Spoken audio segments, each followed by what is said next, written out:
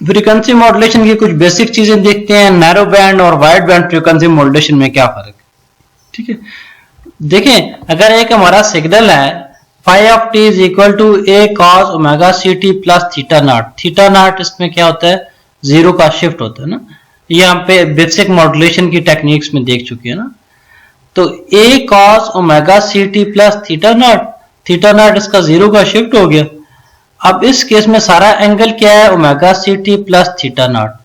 Omega C T plus theta naught इसका angle है जिसके लिहाज से ये चेंज हो रहा है, ठीक है। अगर इसमें थीटा हमारे पास ये मौजूद है, इससे हम ओमेगा निकालना चाहें तो इसका डेरिवेटिव ले लें थीटा का डेरिवेटिव लिया तो ओमेगा सी टी का डेरिवेटिव 1 प्लस थीटा नॉट का डेरिवेटिव 0, तो सिर्फ ओमेगा सी रह गया।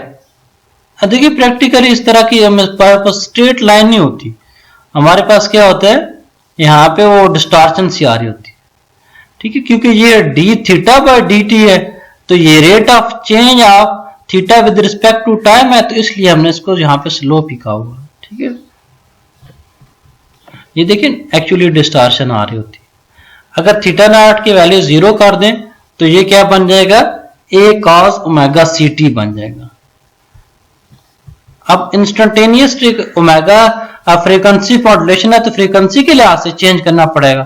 तो हमने क्या कर दिया है, एक m of t modulating signal ले लिया और उसके साथ के एफ यानी कि फ्रीक्वेंसी डेविएशन कांस्टेंट मल्टीप्लाई कर, ठीक है। ओमेगा आई फिर ओवरऑल इंस्टेंटेनियस, इसके लिए इंस्टेंटेनियस फ्रीक्वेंसी क्या बनेगी, omega i is equal to omega c plus k F M of t.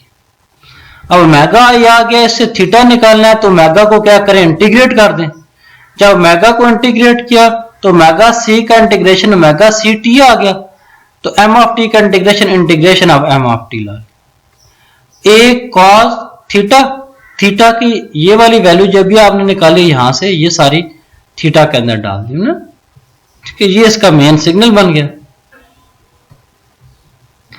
अब देखिए ये ओमेगा के लिहाज से ना, नॉर्मली फ्रीक्वेंसी आपने पढ़ी होगी एफ की फॉर्म है ना, तो f is omega is equal to क्या होता है 2 पाई एफ। तो इस सारे को 2 पाई की फॉर्म में कन्वर्ट करते हैं, यानी कि यहां पे भी 2 पाई लिखते हैं, यहां पे भी 2 पाई लिखते हैं, क्योंकि हम जो है एफ ऑफ आई यानी कि इंस्टेंटेनियस फ्रीक्वेंसी के लिए करना चाहते हैं। तो हमने क्या किया, यहाँ पे भी 2 पाई लिख दिया और यहाँ पे भी 2 पाई लिख दिया ना। अब इससे एफ ऑफ आई निकालना हो तो सिंपल एफ ऑफ सी और साथ में ये वाली अगले वाली सारी टर्म, तो ये F C plus k F ये कांस्टेंट है। एम ऑफ टी क्या है, एम ऑफ टी हम एक मॉड्यूलेटिंग सिग्नल है जो हमने लिया हुआ है a m cos 2 pi F M of t, तो इसके साथ के एफ के साथ a m cos 2 pi F m t multiply, ठीक है। एफ ऑफ आई की वैल्यू ये निकला। एफ ऑफ आई की वैल्यू अगर निकालना चाहें, देखो ओमेगा आपने निकाला था, ओमेगा क्या होता है, थीटा का डेरिवेटिव, तो ओमेगा थीटा का डेरिवेटिव होता है, तो omega is equal to 2 pi F होता है। Omega is equal to 2 pi F, देखो omega is equal to D theta by D T, तो omega is equal 2 pi F होता है, यहाँ पे 2 पाई एफ लिख दिया, तो एफ यहाँ पे रह गया, 2 पाई उधर जाके डिवाइड हो जाएगा, ठीक है। 2 पाई इधर जाके डिवाइड हो गया। अब D theta by D T, ये आपका पूरा जो एंगल निकला हुआ डी थीटा एंगल जो निकला हुआ उसका आप डेरिवेटिव ले लें ना, जो एंगल ये सारा है इसका डेरिवेटिव ले लें।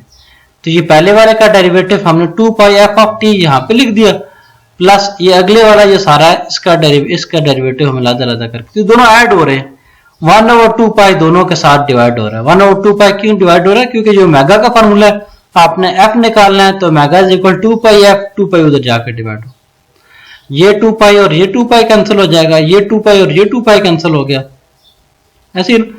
तो ये ओवरऑल हमारे पास बना, ये 2 पाई कैंसिल हो गया।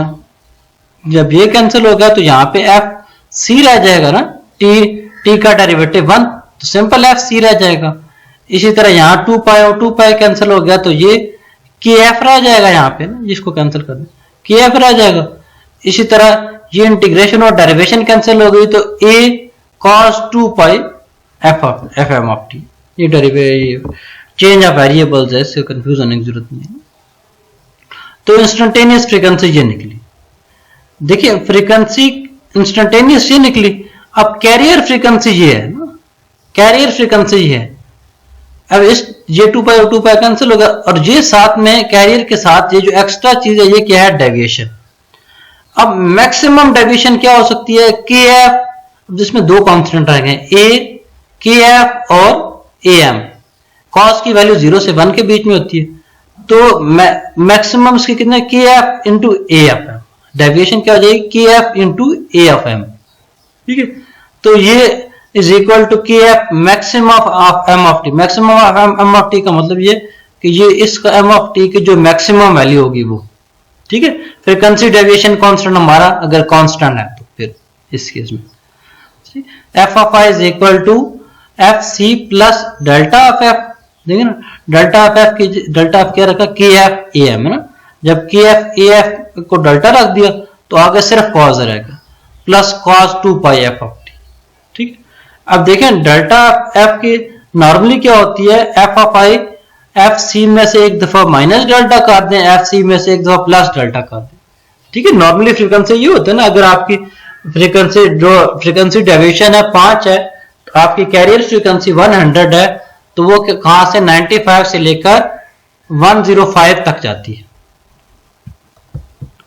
इसी तरह मॉड्यूलेशन इंडेक्स क्या होता है, मॉड्यूलेशन इंडेक्स होता है frequency deviation divided by modulating frequency. Frequency deviation देखिए हमने यहां निकाले के एफ इंटू ए एम, यानी कि ये वाला के एफ और ए एम है ना, k f a M divided by F.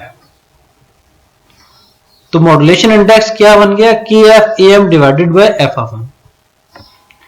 अब देखिए मॉड्यूलेशन क्लासिफिकेशन देखते हैं, classification of f m narrow band और वाइड बैंड में कैसे फर्क पड़ता है मॉड्यूलेशन इंडेक्स से। देखिए मॉड्यूलेशन इंडेक्स होता है frequency deviation divided by modulating frequency. तो frequency deviation is equal to के F into A M divided by F of M. अब ये मॉड्यूलेशन इंडेक्स अगर लेस देन 1 है तो वो नैरो बैंड फ्रीक्वेंसी मॉड्यूलेशन है। ठीक है, अगर मॉड्यूलेशन इंडेक्स ग्रेटर देन 1 है तो वो वाइड बैंड फ्रीक्वेंसी मॉड्यूलेशन होगी। ठीक है, जिसका मतलब है इसकी ज्यादा वैल्यू की इसकी मॉड्यूलेटिंग फ्रीक्वेंसी फिर इसका कांस्टेंट किया है, और इस ए एम यानी कि मॉड्यूलेटेड सिग्नल का एम्पलीट्यूड जो है सिग्नल का जो मॉड्यूलेट कर रहे हैं इसके ऊपर डिपेंड करता है। अब नैरो बैंड फ्रीक्वेंसी मॉड्यूलेशन के केस में मैक्सिमम मॉड्यूलेटिंग फ्रीक्वेंसी जो होती है वो ज्यादातर 3 किलोहर्ट्ज तक होती है। ठीक है, और फ्रीक्वेंसी डेविएशन 75 किलोहर्ट्ज तक होती है।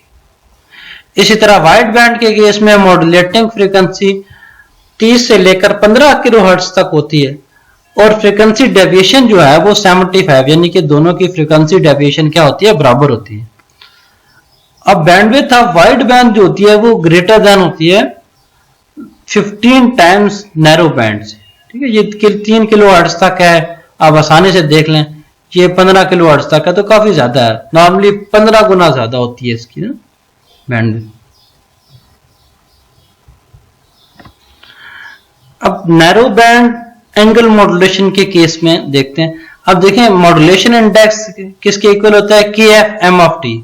एम ऑफ टी की जगह यहाँ ए ऑफ टी गिवन है, क्योंकि A cos omega C T given है। तो अगर ये लेस देन 1 होगा तो ये सारा क्या हो जाएगा, ये सारा नैरो बैंड फ्रीक्वेंसी मॉड्यूलेशन होगी। अब नैरो बैंड फ्रीक्वेंसी मॉड्यूलेशन होगी। अब ए कॉस ओमेगा सी टी ये माइनस के f a sine omega T. ये साइन ओमेगा टी पता क्यों है, ये साइन ओमेगा टी इसलिए है कि ये पीछे देखें जो सिग्नल था ये सिग्नल की इंटीग्रेट हो रहा था। अगर ये कॉस है तो कॉस की इंटीग्रेशन होकर क्या हो जाएगा, साइन हो जाएगा। ठीक, k f a sine omega सी। अब ओवरऑल क्या होगा, ये सिग्नल जो है ओमेगा सी यानी कि प्लस ओमेगा सी और माइनस ओमेगा सी पे इस कॉस की वजह से शिफ्ट हो जाएगा। इस कॉस की वजह से ओमेगा सी और माइनस ओमेगा सी पे शिफ्ट हो गया। अब ये अगले वाला जो है साइन, ये क्या करेगा, इस सिग्नल की आगे 2 और प्लस कॉपीज बना देगा, F C minus F M और एफ सी प्लस एफ एम। इसी तरह एफ सी minus F M minus plus F M दोनों बना देगा। ठीक है, ये वाला क्या करता है, ओरिजिनल की 2 कॉपियां जनरेट कर देता है। ये क्या करता है, जो अगले वाले 2 कॉपियां इसकी होती हैं उसकी आगे 2 और कॉपियां बना देता है।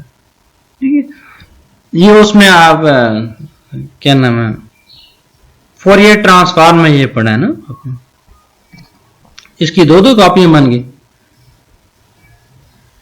अब देखें इसकी दो कॉपियां बनने की वजह से इसकी बैंडविड्थ क्या हो जाएगी, 2W हो जाएगी, जैसे AM के केस में होती थी, दोनों की दो कॉपियां बनने से डबल बैंडविड्थ हो जाएगी। आगे चलते हैं, इसमें से दो कॉपियां बन गई।